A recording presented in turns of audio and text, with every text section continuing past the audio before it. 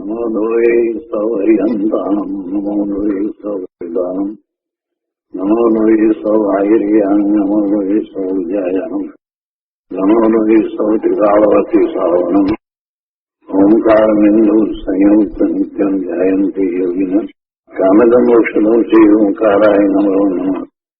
મંગલમ ભગવાન મંગલમ કુટુંબી મંગલમ કુંડારી જૈન્દ્રમોષ મંગલમ નમઃ સમય સાધાય સ્વાનુભૂત્યા ચકાસ્તે ચિત્તવાય ભવાય સર્વમાં કૃપાવનિદાતા.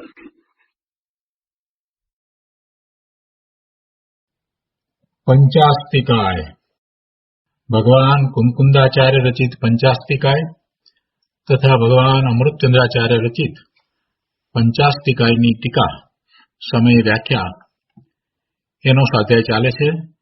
એમાં આપણે 59 અને 60મી ગાથાનો સ્વાધ્યાય કરી રહ્યા છીએ.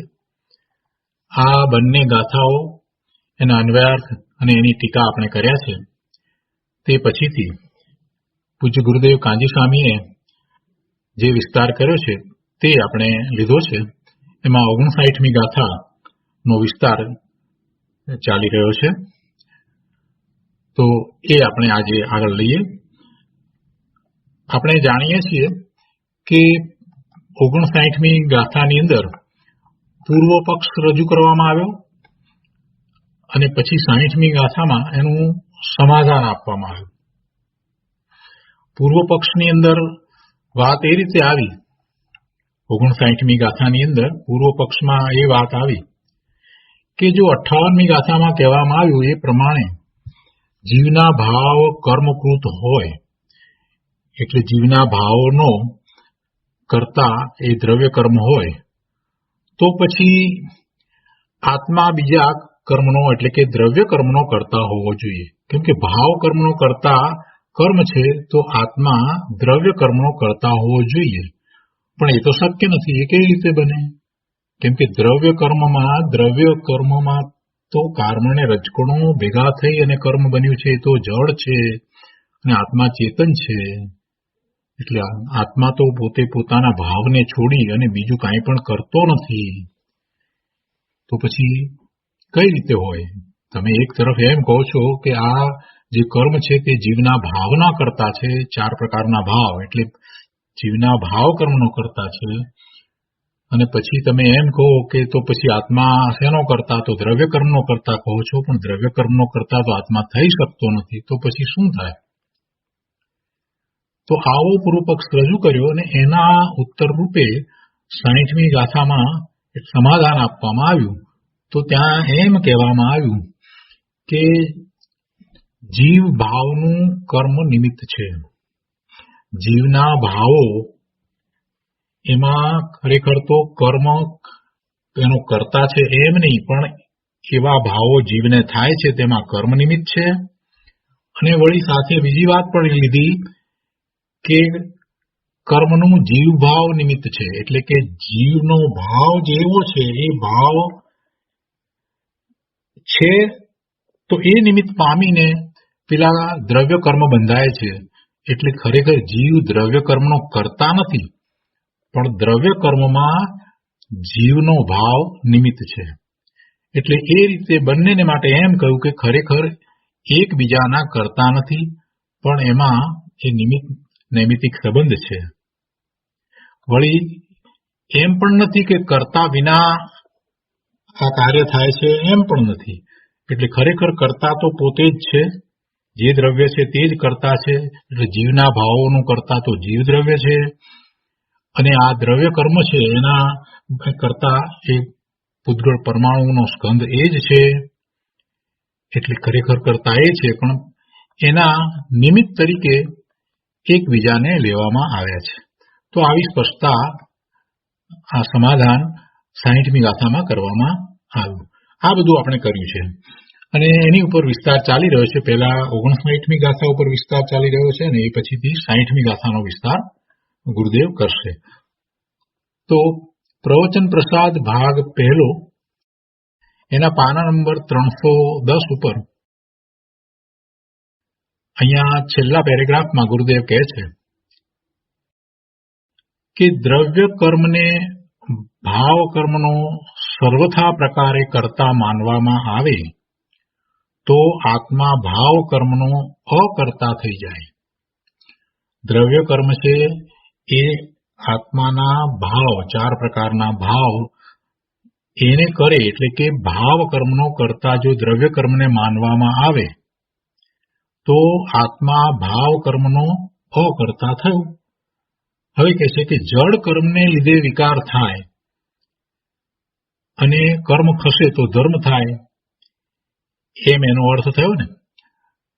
ઔદૈહિક ભાવ થાય છે તો એવા ભાવ નો કરતા જડ કર્મ છે, અને એવી જ રીતે ઔપસમિક, સૌપસમિક કે ક્ષાયિક ભાવ જે ધર્મના ભાવ છે એનો કરતા પણ કર્મ જો માનવામાં આવે તો એનો અર્થ એવો થયો કે જડ કર્મને લીધે વિકાર થાય છે, રાગ દ્વેષના પરિણામ થાય છે, અને કર્મ ખસે તો ધર્મ થાય. અને એમ માનવામાં આવે તો પછી આત્મા તો અકર્તા થયો, આત્મા તો કરતા રહ્યો નહીં. અને તો દ્રવ્ય કર્મમાં નિમિત્ત કોણ થાય? દ્રવ્ય કર્મમાં પછી નિમિત્ત કોણ થાય? આત્મા ભાવ કર્મનો કરતા નથી એમ તમે કહ્યું, અને જો એમ માનવામાં આવ્યું હોય તો પછી આ જીવના જે ભાવ છે એનો કરતા જ્યારે કર્મ છે તો આત્મા અકર્તા ઠર્યો. તો આત્મા જો અકર્તા જ હોય તો પછી દ્રવ્ય કર્મમાં નિમિત્ત કોણ થાય? દ્રવ્ય કર્મ બંધાય છે તો એનું નિમિત્ત કોણ થાય? માટે કર્મના કારણે રાગ દ્વેષ થતા નથી, પણ પોતાના કારણે થાય છે. અને એવા રાગ દ્વેષ જે છે, એવા રાગ દ્વેષના જીવના પરિણામ છે એ દ્રવ્ય કર્મમાં નિમિત્ત માત્ર છે. એટલે આખી વાતને ગુરુદેવે આ રીતે સમજાવી, તર્ક દ્વારા સમજાવી કે દ્રવ્ય કર્મ છે એનો કર્તા જીવ નથી, દ્રવ્ય કર્મનો કર્તા જીવ નથી, પરંતુ દ્રવ્ય કર્મમાં જીવના ભાવ છે, જે રાગ દ્વેષના પરિણામ વગેરે થાય છે, એ એમાં નિમિત્ત માત્ર છે.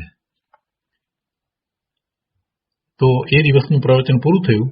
તે પછીના દિવસના પ્રવચનમાં ગુરુદેવ ફરીથી કેટલીક વાતને સમજાવે છે અને કેટલીક વાતને સ્પષ્ટ કરે છે.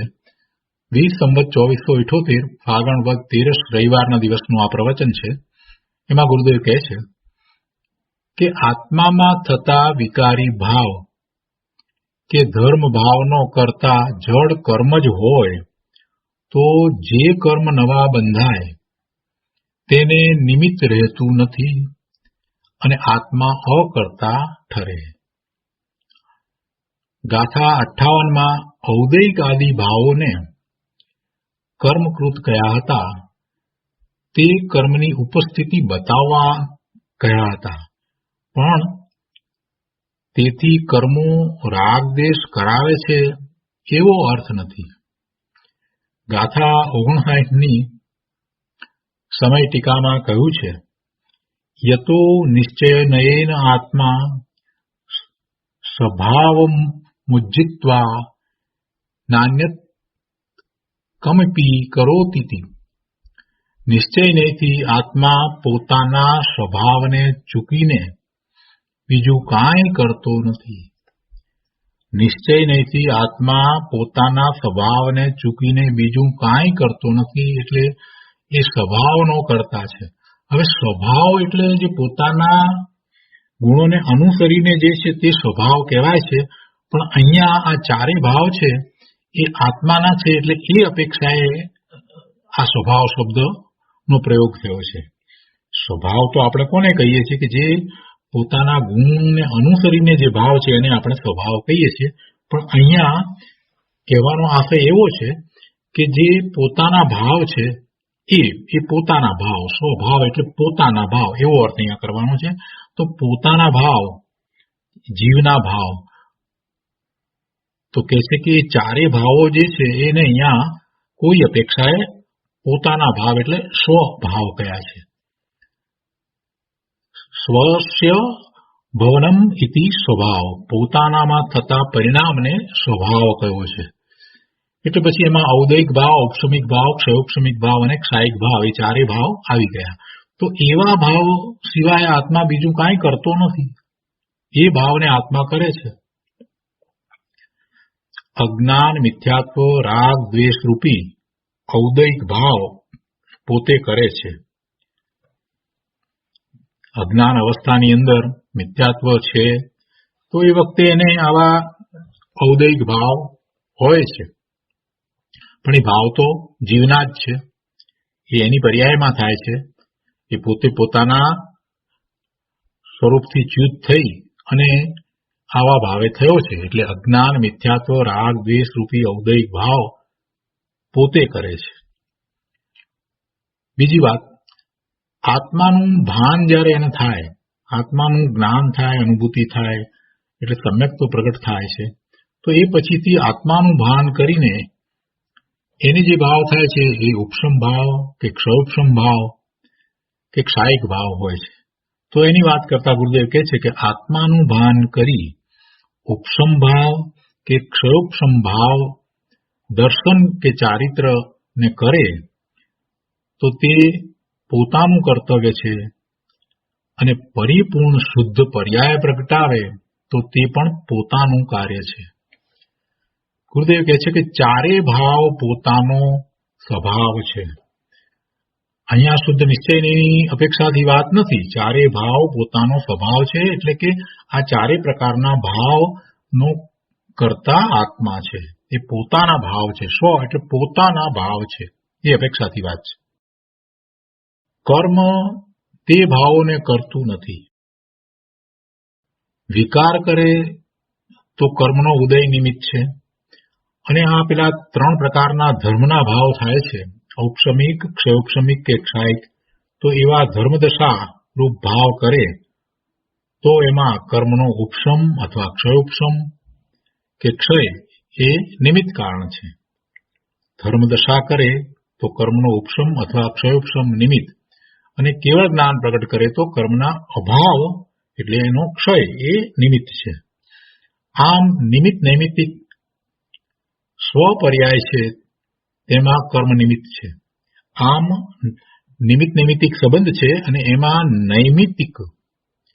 નૈમિત્તિક તો પોતાની પર્યાય એટલે નૈમિત્તિક સ્વપર્યાય છે, તેમાં કર્મ નિમિત્ત છે. એમ ખરેખર તો કહેવાનો આશય છે, એમ બતાવેલું હતું.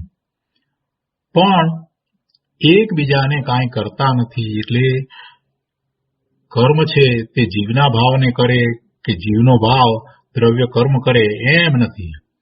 જો કર્મ તેનો કરતા હોય તો આત્મા અકર્તા થઈ જાય. જીવના ભાવનો કરતા જો કર્મને માનવામાં આવે તો પછી આત્મા અકર્તા થઈ જાય, અને દ્રવ્ય કર્મમાં નિમિત્ત રહેતું નથી.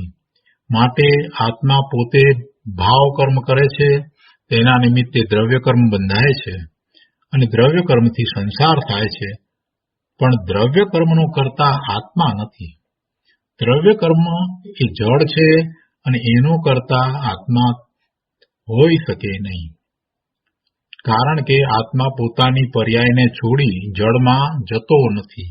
એટલે 59મી ગાથામાં જે દ્રવ્ય કર્મનો કરતા કયો તો એને માટે એમ કહ્યું કે દ્રવ્ય કર્મનો કરતા તો આત્મા હોઈ શકે નહીં. મતિશ્રુતનું લબ્ધરૂપ જ્ઞાન આખા આત્મામાં છે, પણ આંખ બંધ કરે તો દેખાતું નથી, અને ઉઘાડે તો દેખાય છે, એમ અજ્ઞાની કહે છે. અહીંયા કોઈકનો એવો પ્રશ્ન છે તો એનું એ સમાધાન આપ્યું છે કે આંખ બંધ કરે તો દેખાતું નથી અને આંખ ઉઘાડે તો દેખાય છે ને. એનો અર્થ શું થયો? એનો અર્થ શું થયો કે આંખથી જ્ઞાન થાય છે ને. ખરેખર તો મતિશ્રુતનું લબ્ધરૂપ જ્ઞાન તો આખા આત્મામાં છે, પણ આંખ બંધ કરે તો દેખાતું નથી અને ઉઘાડે તો દેખાય છે, એમ અજ્ઞાની કહે છે. એટલે એની માન્યતા કેવી છે કે આંખથી દેખાય છે, આંખથી જ્ઞાન થાય છે. તો એનું સમાધાન અહીંયા આપ્યું છે. ગુરુદેવ કહે છે કે મતિશ્રુત અવધિ મનોપર્ય કે કેવળ જ્ઞાન રૂપી ભાવ કર્મનો કરતા આત્મા છે. મતિ, શ્રુત, અવધિ, મનોપર્ય કે કેવળ જ્ઞાનરૂપી ભાવ કર્મનો કરતા આત્મા છે. એવા જ્ઞાન ભાવ એનો કરતા આત્મા છે. આત્મા આંખને લીધે દેખતો નથી, સ્વતઃ દેખવા રૂપ પરિણમે છે, પોતે જ દેખવા રૂપ પરિણમે છે. આંખ દ્વારા દેખાય છે એટલે આંખ દ્વારા જ્ઞાન થાય છે, તો એ જ્ઞાન કરવા વાળો આત્મા છે, એ જ્ઞાન કરવા વાળી આંખ નથી. એ ઇન્દ્રિય, જડ ઇન્દ્રિય જે છે એ ખરેખર કઈ જ્ઞાન કરતી નથી. એ આંખથી જે દેખાય છે એમાં નિમિત્ત કારણ છે, પણ દેખવા વાળો કોણ છે? દેખવા વાળો, જાણવા વાળો, જ્ઞાન કરવા વાળો, દર્શન કરવા વાળો તો આત્મા જ છે. આત્મા આંખને લીધે દેખતો નથી, સ્વતઃ દેખવા રૂપ પરિણમે છે. જ્ઞાન રૂપે કે અજ્ઞાન રૂપે, વિકાર રૂપે કે અવિકાર રૂપે પોતે પરિણમે છે. પરનું કાંઈ કરતો નથી અને પર પદાર્થો આત્મામાં કાંઈ કરતા નથી. અને આ રીતે આ 59મી ગાથાનો વિસ્તાર ગુરુદેવે પૂરો કર્યો. અને 59મી ગાથામાં જે પૂર્વ પક્ષ કહેવામાં આવ્યો હતો એનો ઉત્તર 60મી ગાથામાં જે આપ્યો છે એનો વિસ્તાર કરતા હવે ગુરુદેવ કહે છે, વીર સંવત 2478 ફાગણ પદ 13 ને રવિવારના દિવસનું આ પ્રવચન છે. એમાં આ ગુરુદેવ કહે છે કે औदैकादि भाव कर्म के निमित्त पाकर होते हैं, फिर ज्ञानावरण आदि द्रव्य कर्म जो हैं सो औदैकादि भाव कर्मों का निमित्त होता है, और तीन द्रव्य कर्म भाव कर्मों का निश्चय करके आपस में द्रव्य करता नहीं है. न पुद्गल भाव कर्मों का करता है और न जीव द्रव्य कर्म का करता है, और वे द्रव्य कर्म भाव कर्म कर्ता के बिना निश्चय करके नहीं हुए हैं. એનો વિસ્તાર કરતા ગુરુદેવ સમજાવે છે કે જીવ પોતામાં રાગ દ્વેષ આદિ ઔદૈક ભાવ કરે છે. જીવ રાગ દ્વેષ આદિ ઔદૈક ભાવ કરે છે તો કર્મના ઉત્પાદનું નિમિત્ત છે. એ વખતે કર્મનો ઉત્પાદ છે, ઉદય છે એવો. એટલે આ જીવ એવા રાગ દ્વેષના પરિણામ કરે છે એટલે એ ઔદૈક ભાવ છે. પણ એવા ઔદૈક ભાવમાં કર્મના ઉત્પાદનું નિમિત્ત છે. એવી જ રીતે જીવ પોતામાં ક્ષયોક્ષમ ભાવ કરે છે તો અમુક કર્મનો ઉત્પાદ અને કોઈના વ્યયનું નિમિત્ત છે. એવી જ રીતે જીવ પોતામાં ઉપશમ ભાવ કરે છે તો અમુક કર્મના વ્યયનું નિમિત્ત છે. જીવ પોતામાં ક્ષાયિક ભાવ કરે તો અમુક કર્મના ક્ષયનું નિમિત્ત છે. આ વાત આપણે પહેલા સમજ્યા છીએ. તો હવે ગુરુદેવ કહે છે કે પોતાના પરિણામ પોતાના કારણે થાય છે એટલે ખરેખર તો એ પોતે એનો કર્તા છે અને એ નિમિત્તને લીધે થતા નથી. અને જીવે ભાવ કર્યા માટે કર્મને પલટવું પડે એમ પણ નથી. જીવના ભાવ થયા, જીવને એવો ક્ષાયિક ભાવ થયો માટે સામે કર્મની પ્રકૃતિનો ક્ષય થઈ ગયો એમ પણ નથી. પહેલી વાત તો એ કે પરિણામ જીવના છે અને એ જીવના પરિણામ થયા ત્યારે કર્મ નિમિત્ત છે, પણ કર્મ કાંઈ કરતું નથી. અને બીજી વાત કે સામે કર્મનું પણ આ જીવના ભાવને લીધે કાંઈ થતું નથી. જીવે ભાવ કર્યા માટે કર્મને પલટવું પડે એમ પણ નથી. પણ જીવ ભાવ કરે ત્યારે નિમિત્તના કારણે પલટો થયા વિના રહેતો નથી. જીવ ભાવ કરે, જીવના જે ભાવ થાય એવા ભાવ થાય ત્યારે નિમિત્તમાં જે નિમિત્ત છે એ કર્મ છે, તો એ કર્મની અંદર પલટો થયા વિના રહેતો નથી. અને એ પલટો એના કારણે થાય છે. નિમિત્તના કારણે પલટો થાય છે, જીવના કારણે, જીવના ભાવને કારણે પલટો થઈ ગયો છે, એમ નથી.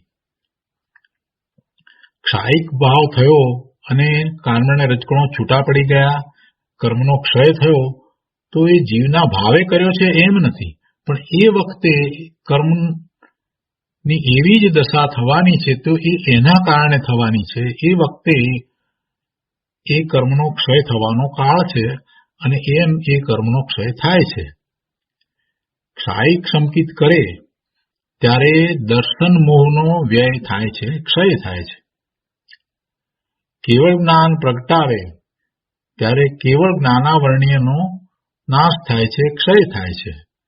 એટલે કર્મમાં આ રીતે ક્ષય થાય છે, પણ એ જીવનો આવો ભાવ થયો ને જીવે એ કર્મનો ક્ષય કર્યો એમ નથી. કેવળ જ્ઞાન પ્રગટ ન કરે તો કેવળ જ્ઞાનાવર્ણ્યનો ઉદય નિમિત્ત છે, અને કેવળ જ્ઞાન પ્રગટ કરે છે તો સામે કેવળ જ્ઞાનાવર્ણ્ય કર્મનો ક્ષય થાય છે. તો એ ક્ષય જે થયો એ પણ કર્મના કારણે થયો છે, જીવના ભાવના કારણે થયો નથી.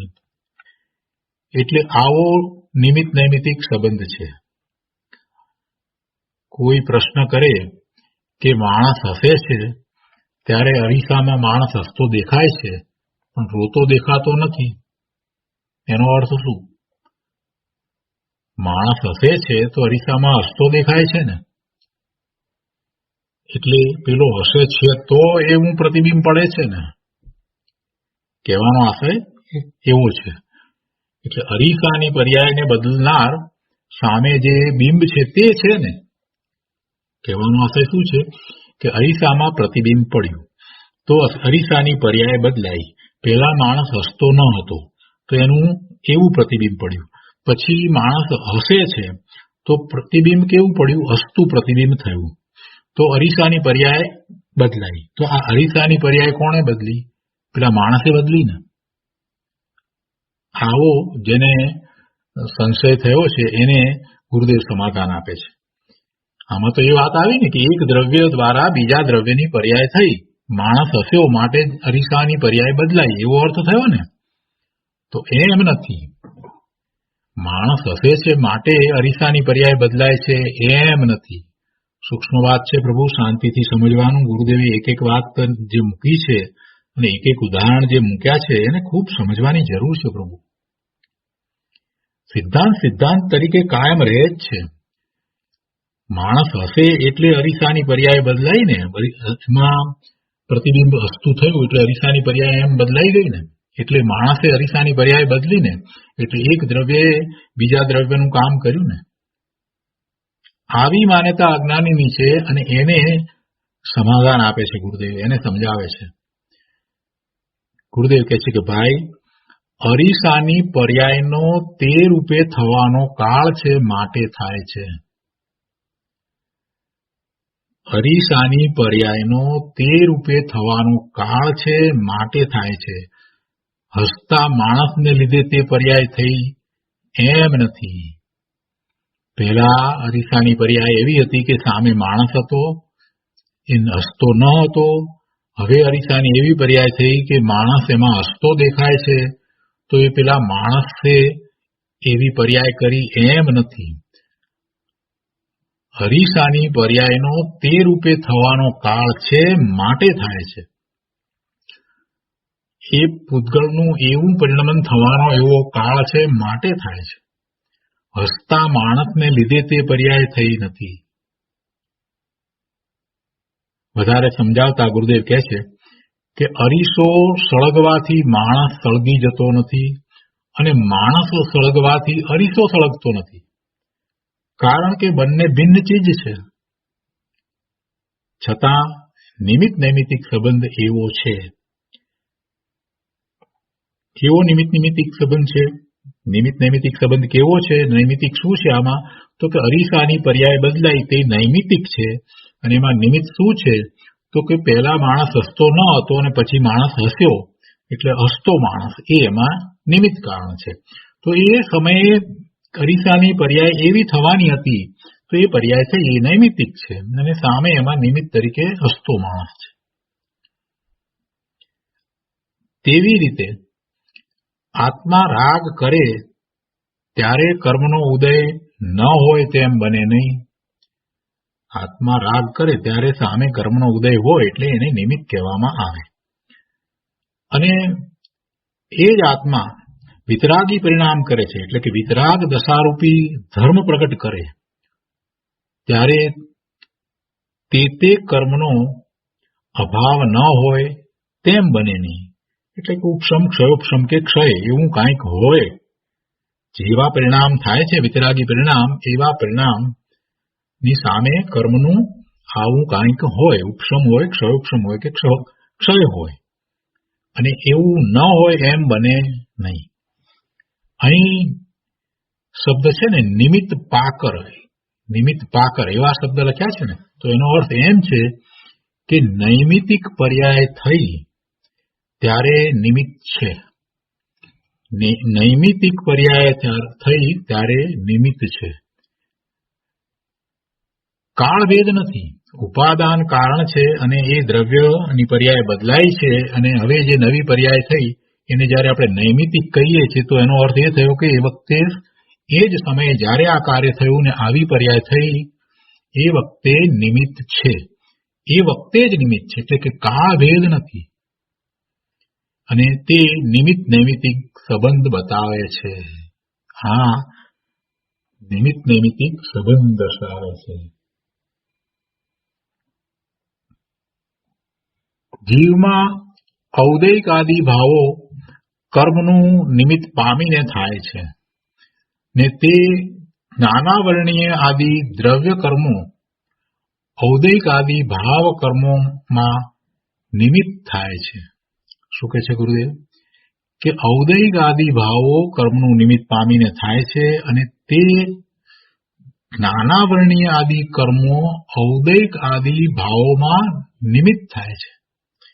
જ્ઞાનાવરણીય કર્મ છે એવો ઉદય વર્તે છે તો એને જ્ઞાન થતું નથી, પણ ખરેખર તો એને જ્ઞાન ન થવું એ એનો પોતાનો ભાવ છે.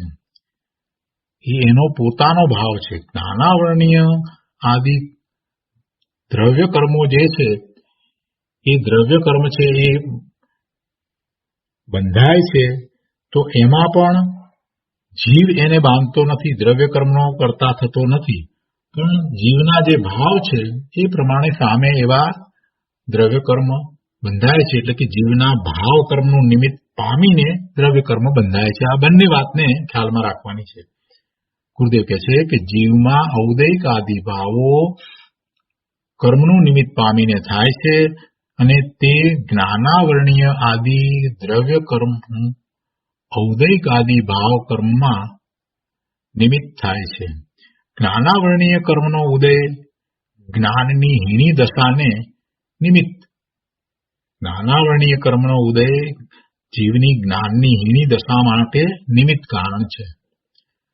જ્ઞાનાવરણીયનો ક્ષયોપશમ જ્ઞાનના ક્ષયોપશમને નિમિત્ત કારણ છે અને જ્ઞાન ક્ષાયિક કરે તો કર્મના અભાવરૂપ નિમિત્ત કહેવાય છે. એટલે કે જ્ઞાનાવરણીય કર્મનો ક્ષય એ જ્યારે એને કેવળ જ્ઞાન થાય છે તો એમાં નિમિત્ત છે, છતાં એકબીજાને લીધે નથી. એટલે કે જીવના આ ભાવ એ કર્મને લીધે નથી કે જીવના ભાવને લીધે કર્મ નથી. ફરીથી ઉદાહરણ આપીને વધુ સ્પષ્ટ કરે છે. ગુરુદેવ કહે છે કે શ્રેણીક રાજા નરકમાં ગયા છે તે નરક આયુ કર્મ અથવા ગતિ નામ કર્મને લીધે ગયા નથી. એમને નરકનું આયુષ બાંધ્યું એવી ગતિ એમની થાય એવું કર્મ હતું તો એ કર્મને લીધે એ નરકમાં ગયા એમ સામાન્ય જીવો માને. જેને વધારે ખ્યાલ નથી, દ્રવ્યસ્રોતનો અભ્યાસ નથી, એ એમ કહે છે કે હવે એમને તો નરકનું આયુ બાંધ્યું છે તો એ નરકની ગતિ થઈ એટલે એવા કર્મને લીધે ગયા. ગુરુદેવ એને અહીંયા સમજાવે છે, સ્પષ્ટતા કરે છે કે શા માટે કઈ રીતે ગયા. શ્રેણિક રાજા નરકમાં ગયા છે તે નરક આયુ કર્મ અથવા ગતિ નામ કર્મને લીધે ગયા નથી, પણ પોતાની યોગ્યતાના કારણે ગયા છે. તેમાં કર્મ નિમિત્ત માત્ર છે. જીવ વિકાર કરે તો કર્મનું આવવું કર્મના કારણે થાય છે. જીવ વિકાર કરે તો કર્મનું આવવું કર્મના કારણે થાય છે. એટલે કે કર્મ બંધાય, દ્રવ્ય કર્મ બંધાય છે તો પણ એ એના કારણે થાય છે. જીવની ગતિ વગેરે થાય છે તો એ એની યોગ્યતાથી થાય છે. એમાં નિમિત્ત તરીકે કર્મના ઉદય વગેરે હોય છે. ધર્મદશા કરે તો એમાં કર્મનો ઉપશમ, ક્ષયોપશમ કે એનો અભાવ એ નિમિત્ત કારણ છે. ધર્મદશા કરે તો કર્મ કર્મના કારણે ખસી જાય છે, પણ કઈ જીવ એને ખસેડે છે એમ પણ નથી, અથવા તો એ ખસે છે માટે જીવને ધર્મ થાય છે એમ પણ નથી. એટલે બંને પોતાના સ્વતંત્ર પરિણમન કરી રહ્યા છે. મૂળ વાત તો આ કહેવી છે. અને એ બંને વચ્ચે નિમિત્ત નૈમિત્તિક સંબંધ હોય છે. એટલે કહે છે કે ધર્મદશા કરે તો કર્મ કર્મના કારણે ખસી જાય છે, અને સંપૂર્ણ નિર્મળ દશા પ્રગટાવે તો બધા કર્મો ખસી જાય છે. છતાં ભૂતગળ કર્મ ભાવ કર્મના કરતા નથી, તેમજ જીવ દ્રવ્ય કર્મનો કરતા નથી.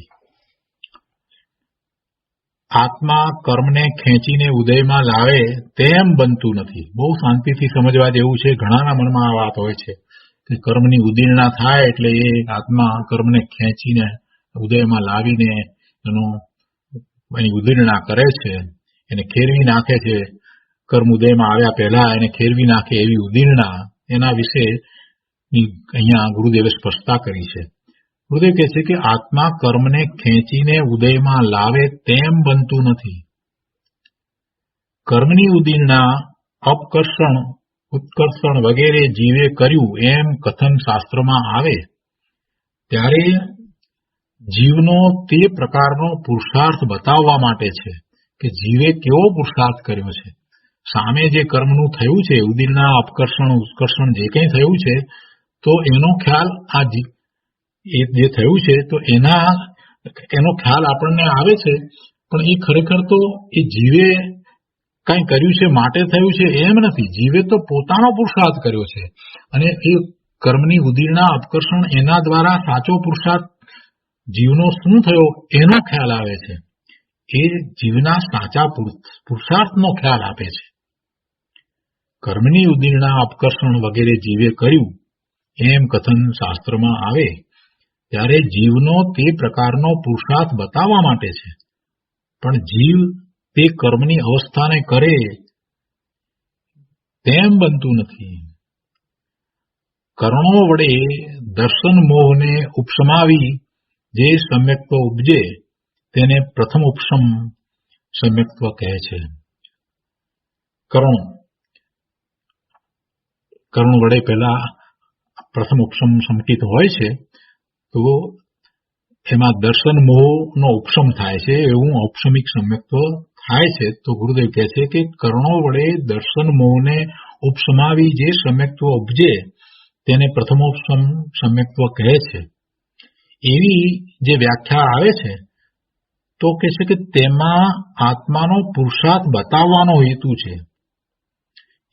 દર્શન મોહનો ઉપશમ એને કારણે આ જીવને એવું ઔપશમિક સમ્યક દર્શન થયું છે એમ નથી કહેવું, અને એવું ઔપશમિક સમ્યક દર્શન મોહનો ઉપશમ કરીને થાય છે એમ કહેવાનો આશય નથી.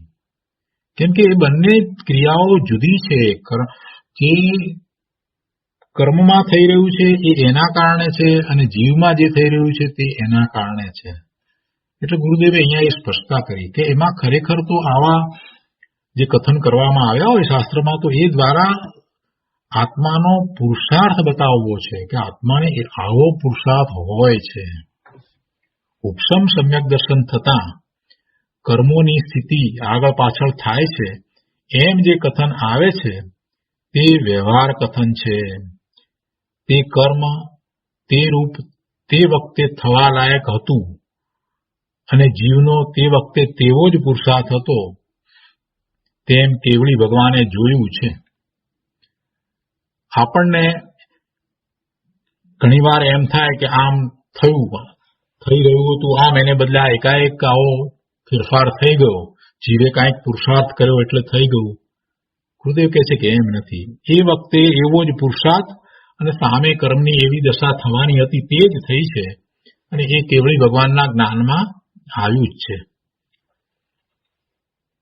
વળી જીવ શુભનો પુરુષાર્થ કરે તો પાપની સ્થિતિ ઘટી જાય અને પુણ્યની સ્થિતિ વધી જાય, અને અશુભે કરે તો પુણ્યની સ્થિતિ ઘટી જાય અને પાપની સ્થિતિ વધી જાય, એમ વ્યવહારથી કહેવાય છે.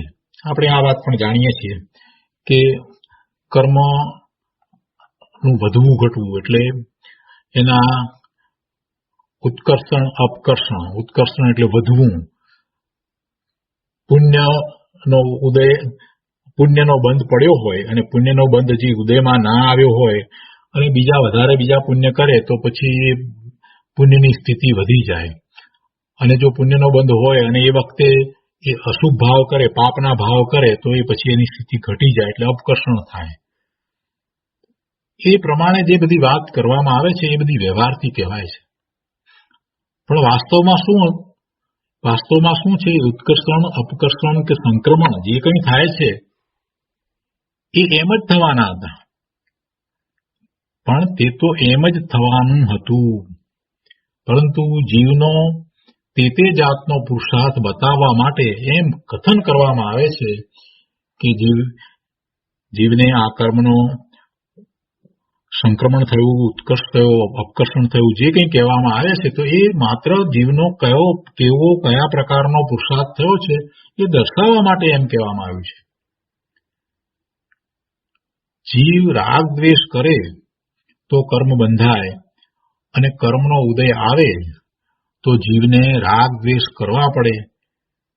તે બંને એક થઈ જાય તો પછી બંને એક થઈ જાય.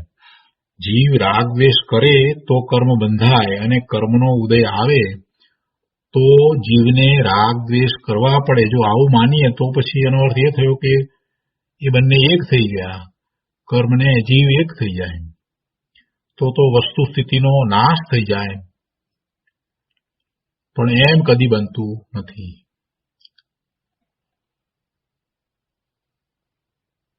કર્મનો ઉદય આવે એટલે જીવને રાગ દ્વેષ કરવા પડે તો કોઈ જીવ સમ્યક તો પ્રગટ કરી શકે નહીં, કોઈ કેવળ જ્ઞાન પણ પ્રગટ કરી શકે જ નહીં. જેમણે સમ્યક તો પ્રગટ કર્યું છે એમને એ વખતે મિથ્યાત્વના ઉદય હતા અને પોતે પોતાના પુરુષાર્થ દ્વારા સમ્યક તો પ્રગટ કર્યું છે. અને એવી જ રીતે એ સમ્યક દર્શન પ્રગટ કરીને પછી જેમણે પણ કેવળ જ્ઞાન પ્રગટ કર્યું છે તો એમને પણ કર્મના ઉદય હતા અને પોતે પોતાના પુરુષાર્થથી કેવળ જ્ઞાન પ્રગટ કર્યું છે. એમને બધાને જ્ઞાનાવરણી, દર્શનાવરણી એ બધાના ઉદયો હતા, તો કર્મના ઉદયો હતા અને છતાંય એમણે કેવળ જ્ઞાન પ્રગટ કર્યું. જો કર્મના ઉદયો જીવને રાગ દ્વેષ કરાવતા જ હોય તો કોઈ જીવને કેવળ જ્ઞાન થાય જ નહીં. પણ એમ તો કદી બનતું નથી. અહીંયા આગળ કહે છે કે અજ્ઞાની જીવોને પરને દુઃખી દેખીને કરુણા આવે છે અને સામો પ્રતિકાર કરું અને તેનું દુઃખ મટાડું એમ થાય છે, પણ તે અજ્ઞાન ભાવ છે. અજ્ઞાની જીવને પરને દુઃખી દેખીને કરુણા આવે ત્યાં સુધી તો ઠીક છે, પણ પછી જેમ કે એનો હું સામો પ્રતિકાર કરું અને તેનું દુઃખ મટાડું એમ થાય છે, પણ એનો અજ્ઞાન ભાવ છે. અને એ બાબત ગાથા 137માં કહ્યું છે કે દયા ભાવ અજ્ઞાનીને પણ થાય છે અને જ્ઞાનીને પણ થાય છે. બંનેને દયાનો ભાવ તો થાય છે, પરંતુ વિશેષતા એ છે કે અજ્ઞાનીને જે દયા ભાવ છે તે કોઈ પુરુષને દુઃખિત જોઈને તેનું દુઃખ દૂર કરવાના ઉપાયમાં અહમ બુદ્ધિથી આકુળ ચિત્તવાળો થઈને પ્રવર્તે છે. અજ્ઞાનીને શું થાય છે, દયાભાવ આવ્યો છે, એનું દુઃખ દૂર કરવું, તો એવા બીજાના દુઃખ દૂર કરવામાં એને અહમ બુદ્ધિ છે કે પોતે એનો ઉપાય કરી શકે છે, અને એને એવી આકુળતા થાય છે. ખરેખર તો એના દુઃખ દૂર કરે એમ તો બનતું જ નથી, પેલાનું દુઃખ દૂર થવું હોય તો જ થાય. અને જ્ઞાનીને પણ આવો ભાવ આવે, જ્ઞાનીને પણ એવો દયાનો ભાવ આવે કે એનું દુઃખ દૂર કરીએ, અને એ પણ કાંઈક પ્રયત્ન દાખલા તરીકે કરે તો એને એમ નથી કે મારા પ્રયત્નથી કે મારે કારણે પેલાનું દુઃખ દૂર થયું, એમ એને દ્રષ્ટિ હોતી નથી. એટલે જ્ઞાની અને અજ્ઞાનીમાં આ ફેર છે. ગુરુદેવ કહે છે કે ભાઈ, કોઈ જીવ બીજાની પર્યાયને ફેરવી શકતો નથી. દુઃખની પર્યાય તો સામા જીવે પોતાના અજ્ઞાનના કારણે ઊભી કરી છે. પેલાને દુઃખ છે એનું કારણ શું છે? શું કારણ છે? એને શરીર સાથે એકત્વ મમત્વ છે, પર પદાર્થોમાં એને ઈષ્ટ બુદ્ધિ છે, પર પદાર્થો દ્વારા એને સુખની કલ્પના કરી છે, આવું બધું છે, એટલે એને દુઃખ થાય છે. એટલે ખરેખર તો એ કારણ પણ એને પોતે જાતે ઊભું કર્યું છે, અને તે પોતાનું અજ્ઞાન ટાળે તો ખરેખર એનું દુઃખ ટળે, બાકી તો એનું દુઃખ ટળી શકે નહીં. અને બીજો એનું દુઃખ ક્યાંથી ટાળે?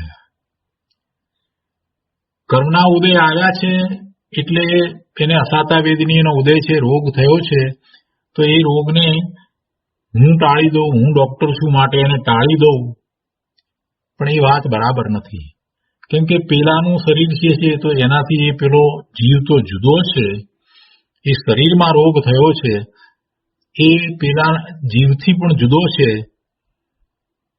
તો એ જીવ પણ એ શરીરમાં કાંઈ કરી નથી શકતો, તો હું એના શરીરના રોગને ટાળી દઉં એવું બનતું જ નથી, એ શક્ય જ નથી, કોઈ ડોક્ટર એ કરી શકતો જ નથી. માત્ર એ ભાવ કરે છે, અને જ્યારે એ રોગ દૂર થવાનો છે, એટલે શરીરમાં જ્યારે એ રોગ દૂર થવાની દશા થવાની છે ત્યારે જ એ થાય છે. હવે વાત રહી દુઃખની, તો એ દુઃખી થાય છે એ સંબંધી આપણે પહેલા પણ વાત કરી છે કે એને દુઃખ શા માટે છે? કે શરીર સાથે એકત્વ છે, મમત્વ છે, માટે એને દુઃખ છે. શરીરથી જે જુદો પડ્યો છે એવો મુનિ છે, 7મા 6ઠા ગુણસ્થાનની દશામાં છે, જે પ્રચુર સંવેદન સહિત છે, એને પણ એવો રોગ છે, તો એ કાંઈ દુઃખી થતો નથી, એ તો આનંદમાં રહે છે. એટલે જેટલું શરીર સાથે એકત્વ છે એટલું દુઃખ છે. એટલે ખરેખર તો એ અજ્ઞાનને કારણે એને દુઃખની અવસ્થા પોતે ઊભી કરી છે.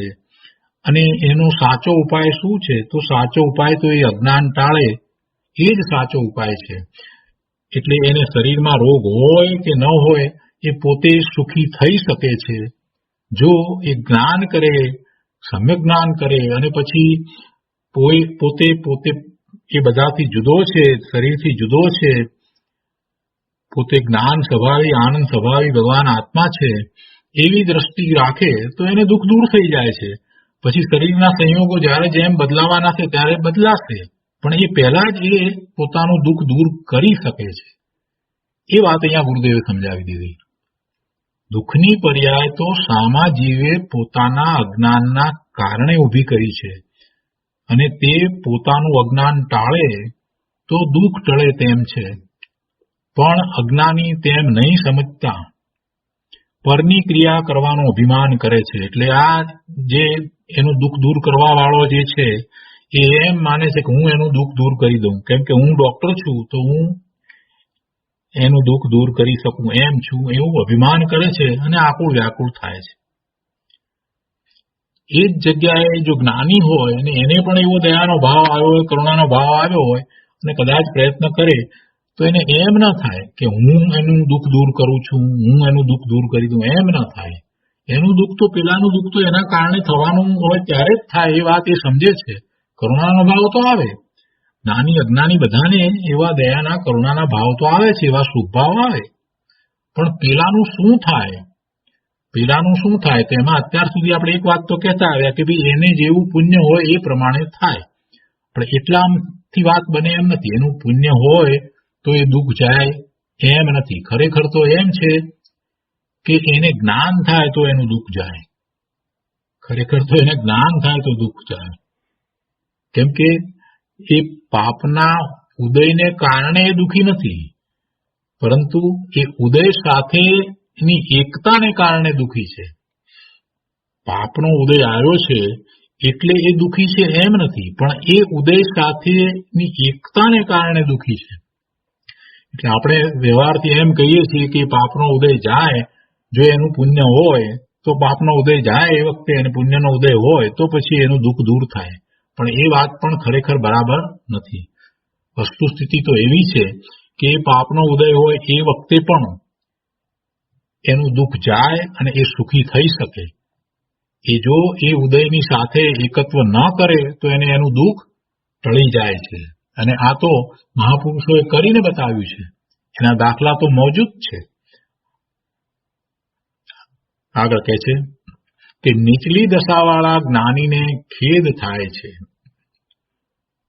પણ પરજીવો દુઃખી છે માટે ખેદ થતો નથી.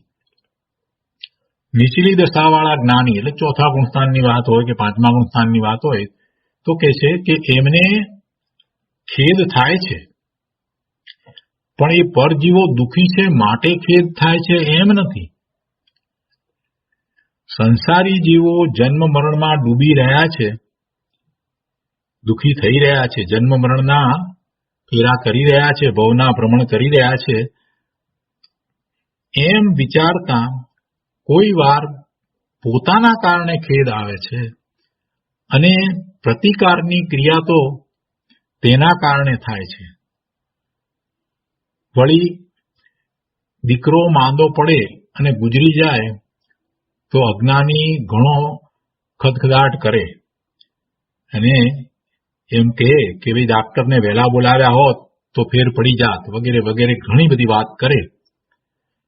એક પ્રકારે પરની ક્રિયા પોતાને આધીન માની આકુળ વ્યાકુળ થાય છે, તો તેને ધીરજ રહેતી નથી, આકુળતા પણ છે, આ બધું હોય છે. પણ એ બધું જે છે એમાં એને અજ્ઞાન છે. એને એમ છે કે પેલાને કારણે આ થાય છે, પેલાને કારણે આ થઈ રહ્યું છે, એવું એને લાગે છે, એવી એની માન્યતા છે. ડોક્ટર આવ્યો હોત તો ઈલાજ થઈ જાત વગેરે, અથવા તો મેં આમ કર્યું હોત તો એ બચી જાત વગેરે. એટલે એ આકુળ વ્યાકુળ થાય છે, તેને ધીરજ રહેતી નથી. જ્યારે જ્ઞાની ધીરજ ખોતો નથી, જ્ઞાની ધીરજ ખોતો નથી. તેવો પ્રસંગ જ્ઞાનીને હોવા છતાં એને તો અંતરમાં શાંતિ છે. ઉપાયો કરવાનું પણ થાય, પણ છતાંય ઉપાય થાય અને ઉપાયને કારણે દુઃખ જાય કે ન જાય, પણ જ્ઞાનીને ધીરજ અને શાંતિ તો જળવાઈ રહે છે. ઉપાયો કરવાની ભાષા નીકળે છતાં અંતર ધીરજ ખોતો નથી. એટલે એ બોલે, ઉપાય કરવાનું પણ બોલે, પણ છતાં એની ધીરજ શાંતિ તો જળવાઈ રહે છે. આ પ્રમાણે અજ્ઞાની પરની ક્રિયાનો સ્વામી થાય છે અને જ્ઞાની પરની ક્રિયાનો સ્વામી થતો નથી, પણ જ્ઞાતા રહે છે. અહીં એ જ કહે છે કે જીવ પૂતગલની પર્યાયનો કરતા નથી. જીવ પૂતગલની પર્યાયનો કરતા નથી, તેમજ પૂતગલ કર્મ જીવની પર્યાયનો કરતા નથી. કર્મમાં અપકર્ષણ, ઉત્કર્ષણ, સંક્રમણ આદિ થાય છે તે કર્મના કારણે થાય છે, જીવને લીધે નહીં. વળી તે દ્રવ્ય કર્મ અને ભાવ કર્મ કરતા વિના થયું નથી. દ્રવ્ય કર્મ કે ભાવ કર્મ કરતા વિના થયું નથી. એટલે તે પૂતગલ પરમાણુઓ કરતા થઈ દ્રવ્ય કર્મ રૂપે થયા છે અને જીવે કરતા થઈ અને ભાવ કર્મ કર્યું છે. એટલે એના કરતા છે, પણ કરતા કોણ છે એને અહીંયા બરાબર સમજવાના છે. જીવના પરિણામનો જીવ કરતા અને પૂતગલના પરિણામનો પૂતગલ કરતા છે, એમ પોતપોતાના કરતાપણા વિના તે થયા નથી. એટલે કે પોતપોતાના કરતાપણાથી એ થાય છે.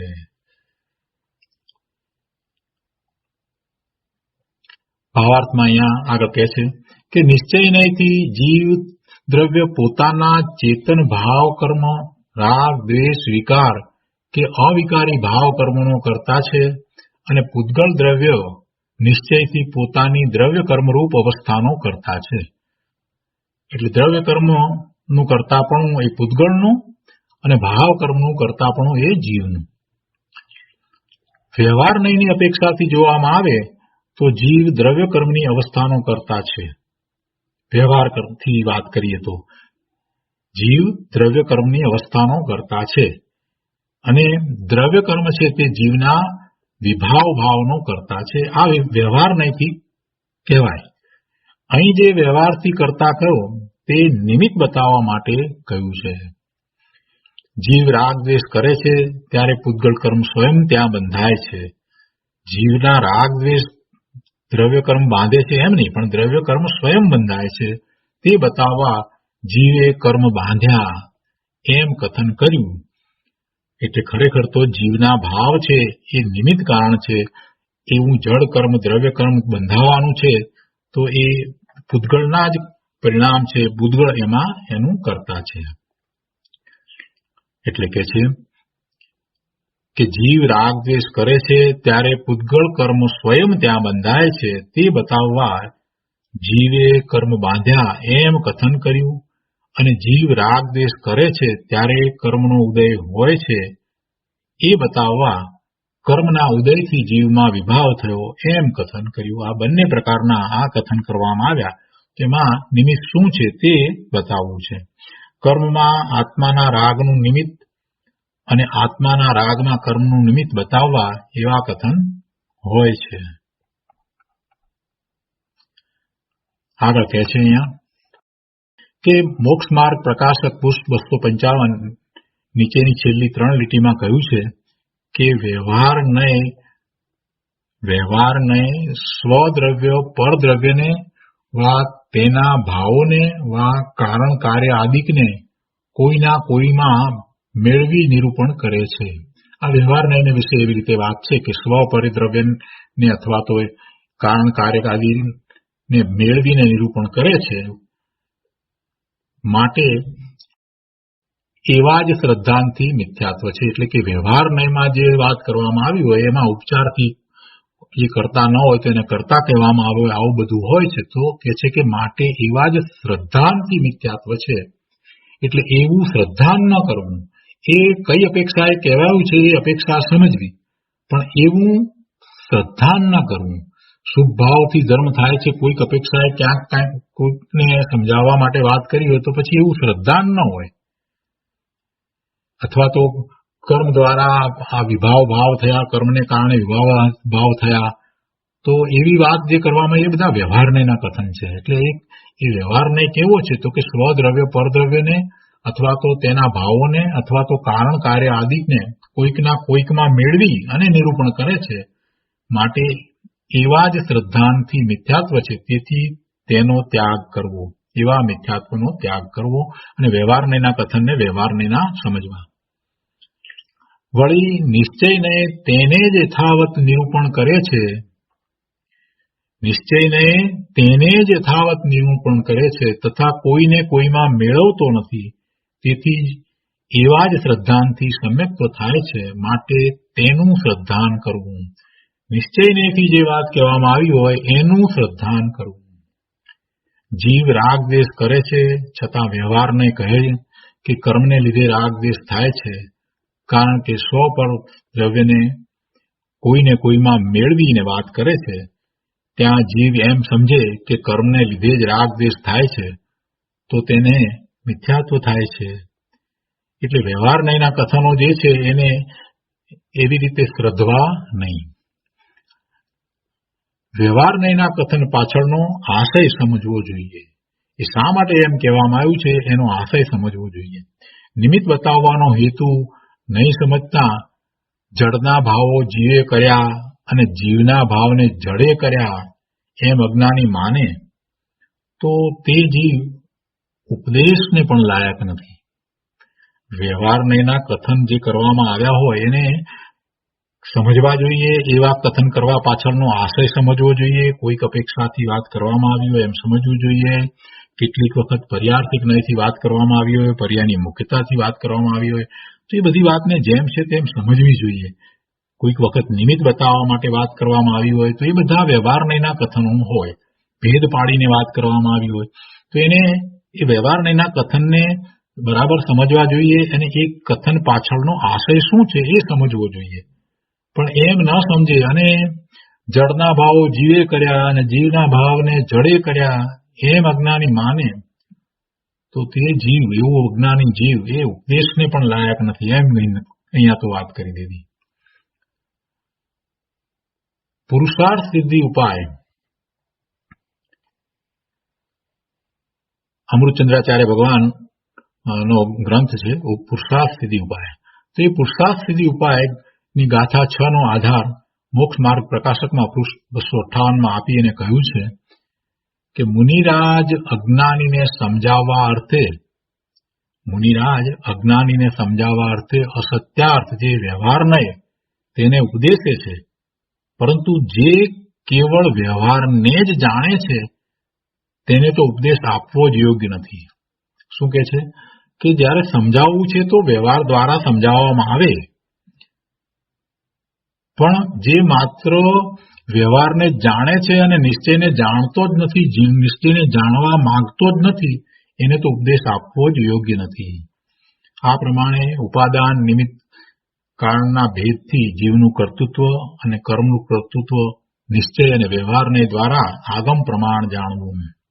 જીવ રાગ કરે તે નિશ્ચય છે અને જીવ ભાષા કરે તે વ્યવહાર છે. જીવ રાગ કરે એટલે જીવનો ભાવ છે એટલે એ નિશ્ચય છે, અને જીવ ભાષા કરે, ભાષા કઈ જીવ કરી શકે નહીં. ભાષા વર્ગણા એ તો પૂતગળના પરિણામ છે, એટલે ભાષા વર્ગણાના પરિણામ એ પૂતગળના પરિણામ છે. એ ભાષા એ જીવ કરતો નથી. વળી કહે છે કે ભાષાની પર્યાય પૂતગળથી થાય તે નિશ્ચય છે અને ભાષાથી જ્ઞાન થાય તે વ્યવહાર છે. કેમ કે ભાષાથી જ્ઞાન ન થાય, ભાષાની પર્યાય પૂતગળથી થાય એ તો નિશ્ચય છે બરાબર, પણ ભાષાથી જ્ઞાન થાય નહીં એ તો વ્યવહારથી કહેવાયું છે. જ્ઞાન તો પોતાને પોતાથી થાય છે અને પોતાથી જ્ઞાન થાય તે નિશ્ચય છે. એકબીજાથી એકબીજામાં કાર્ય થાય એમ માનવું તે અજ્ઞાન છે અને એ સંસારનું કારણ છે. શિષ્યે જે પ્રશ્ન કર્યો હતો તેનું આ પ્રમાણે સમાધાન કર્યું. તો આ રીતે અહીંયા 60મી ગાથાનો વિસ્તાર પૂરો થયો. ઘણા ઉદાહરણો આપી અને ગુરુદેવે ઘણી બધી વાતને સમજાવી છે. જુદી જુદી અપેક્ષાથી કેટલાય બધા ન્યાય સમજાવ્યા છે. કઈ રીતે વાત છે, વસ્તુનું સ્વરૂપ કેમ છે, બધું ગુરુદેવે સ્પષ્ટ કર્યું છે. તો આજનો સ્વાધ્યાય આપણે અહીંયા સુધી રાખીએ છીએ. હવે સુખધામ બોલી અને સ્વાધ્યાય પૂરો કરીએ છીએ.